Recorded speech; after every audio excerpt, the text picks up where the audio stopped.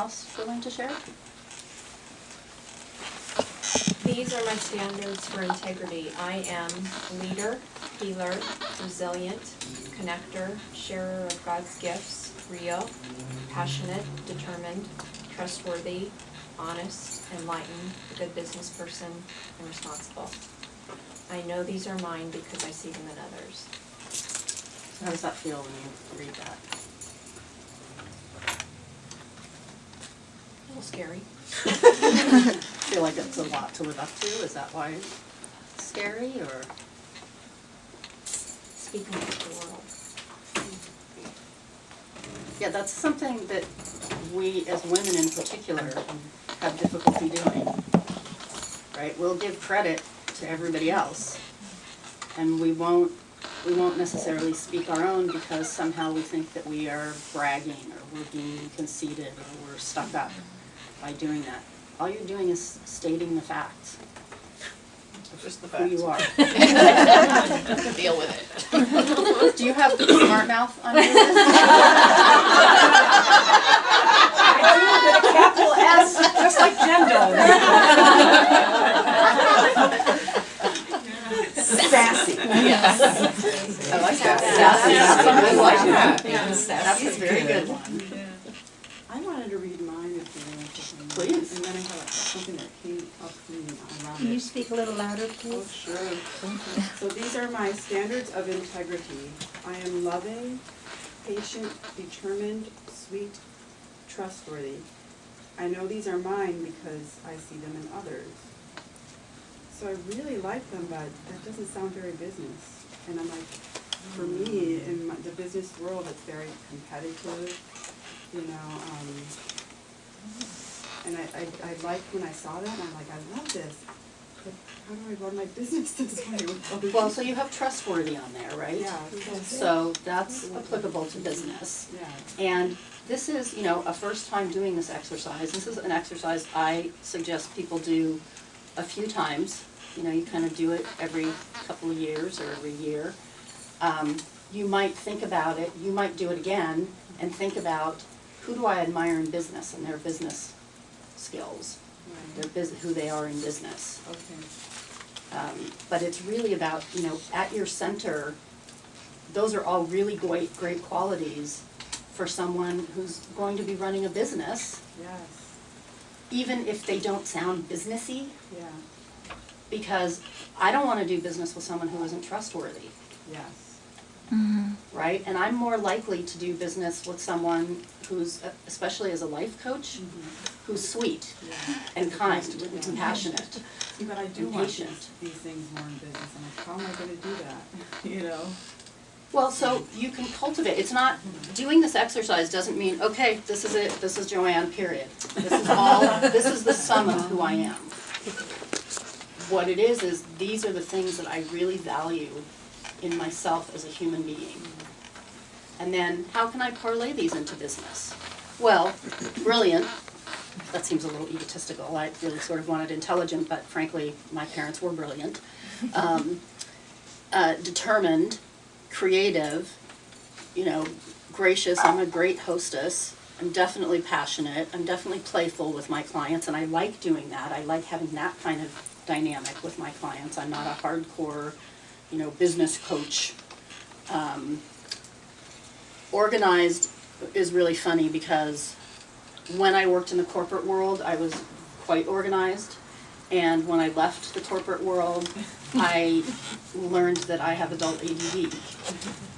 And I have this sort of dichotomy of organization and chaos.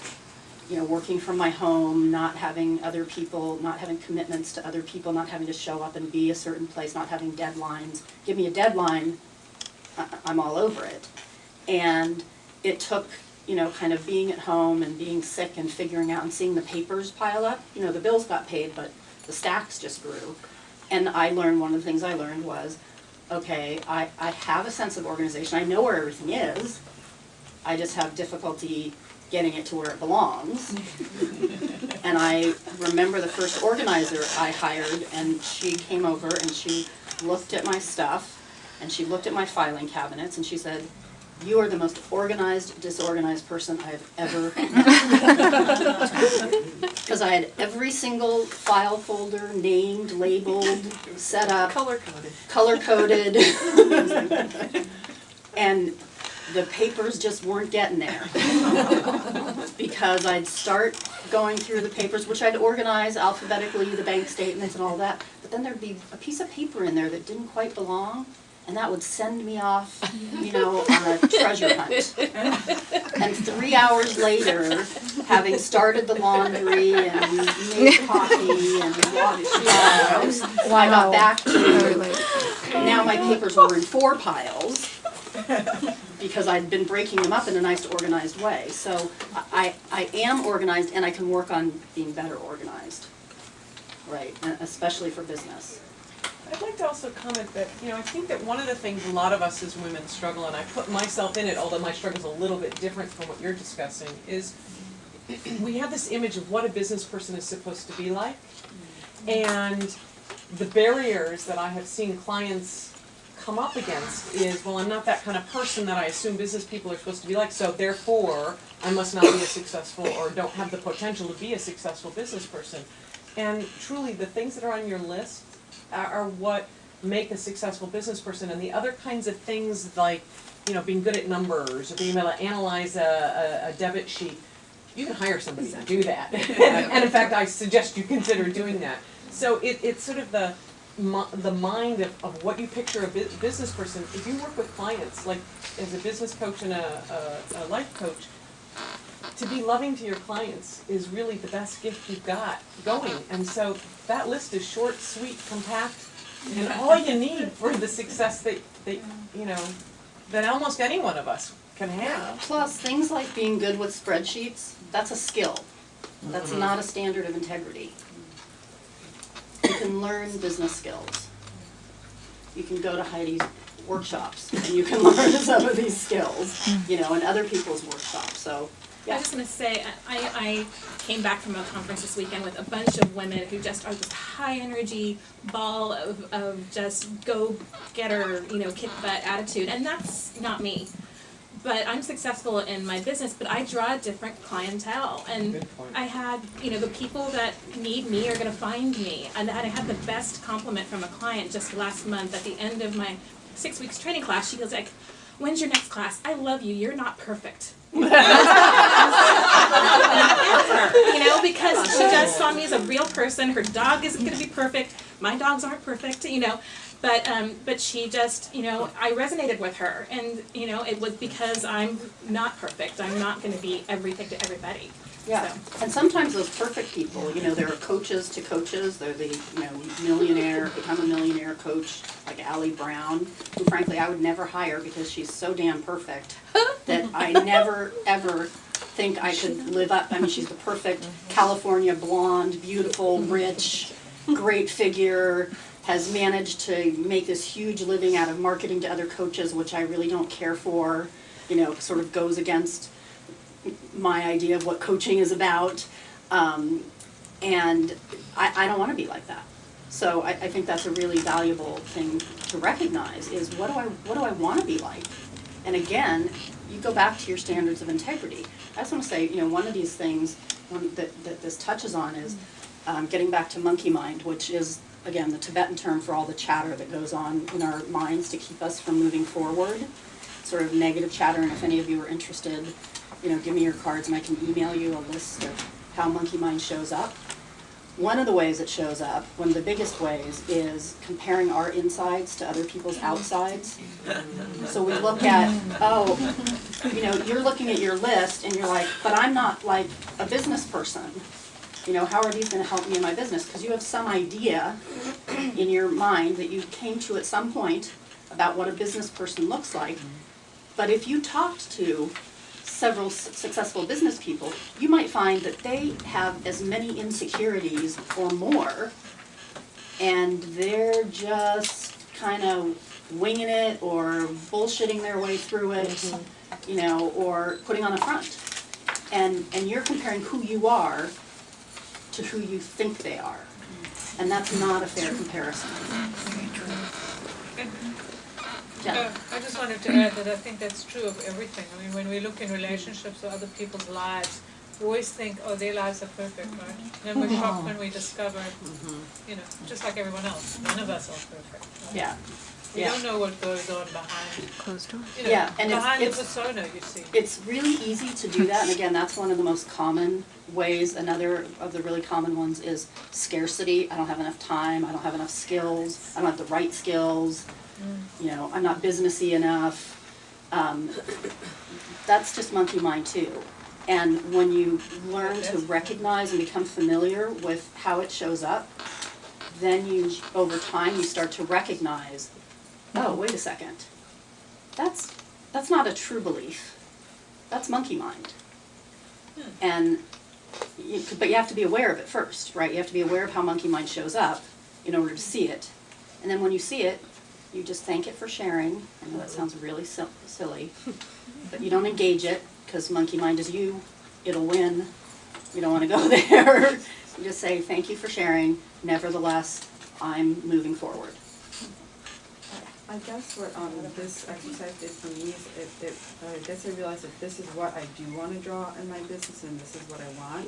But all of my clients are really not very loving, they're not patient, they're not determined, they're not sweet, they're not really trustworthy. And that's why I'm like, but this is me and I'm drawing the opposite. How can I change it to what I want? They need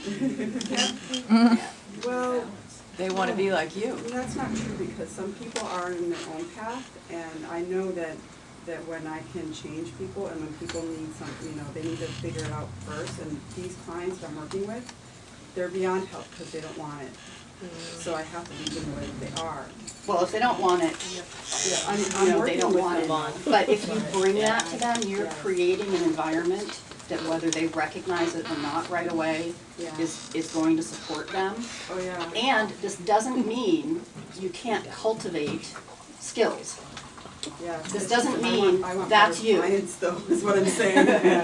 They're not fun to work with, you know? It's really, I dread it. So I'm like, okay, this is what I want, right here. That's what this list did for me. It made me go, aha, no wonder why I'm so unhappy. I'm drawing the wrong kind of clients. This is the So kind of clients maybe I need. it's looking at your marketing, looking at what you're doing to draw clients in so that you can draw in that sort of client. Susan. Yeah, right. That goes along with what I was thinking, after having, you know, all of these years of many, many, many clients. The people who were the best, who were the most awesome clients, the most awesome projects we had the most fun with, were those who were all of these things. And I think you attract to your business what you put out as your being, because that is really where all of your marketing and all of your attraction to your clientele comes from. But that being said, you do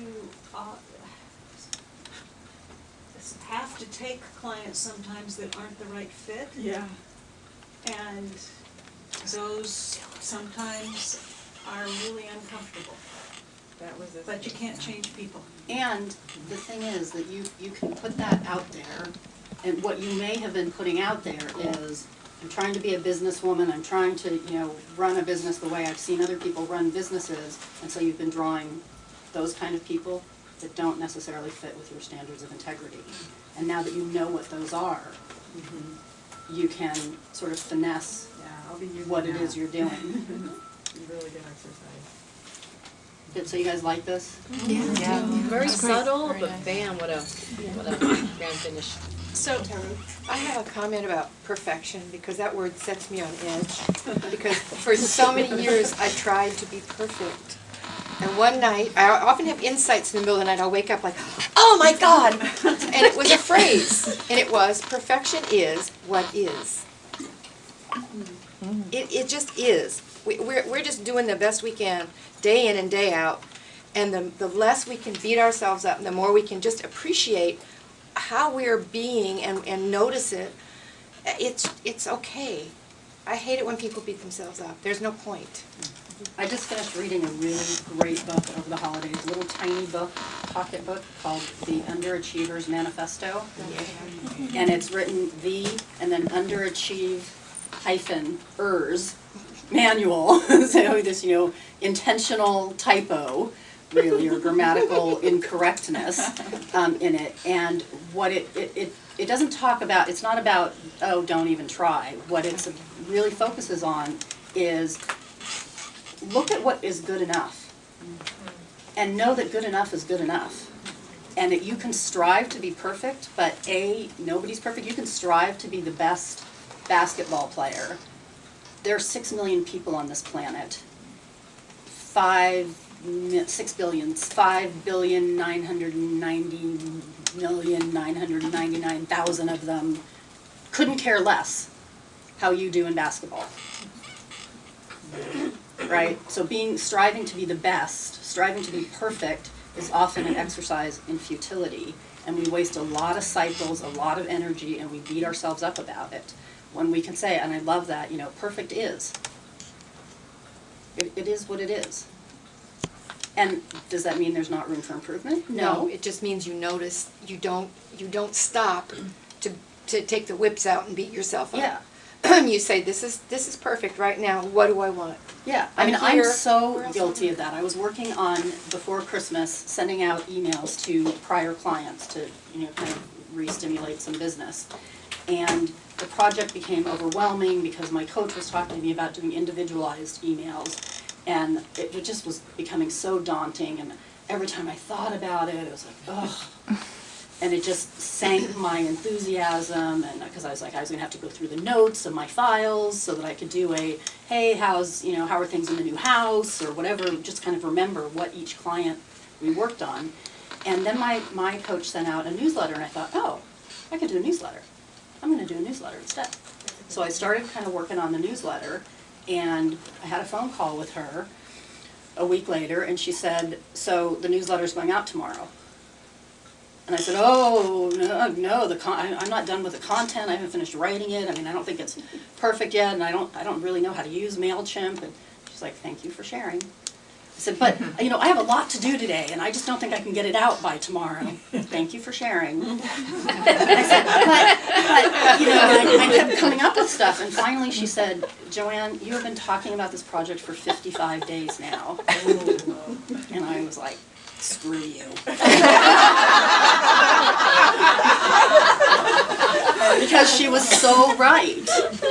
And I can say that to her. And I had my newsletter out by 2 a.m. the next day. Was it perfect? No. But you know what? I got a lot of really good feedback from it. And the next one will be better. And the next one, and the next one. And, it was kind of like perfect is. This is great. I mean, I had somebody write in and say, you don't have your name or your picture anywhere on this. And I'm like, oh well, thank you for sharing. Thank you for sharing. Details. Exactly. It sounds like if you can attach a but to something, but I don't have enough time, but whatever.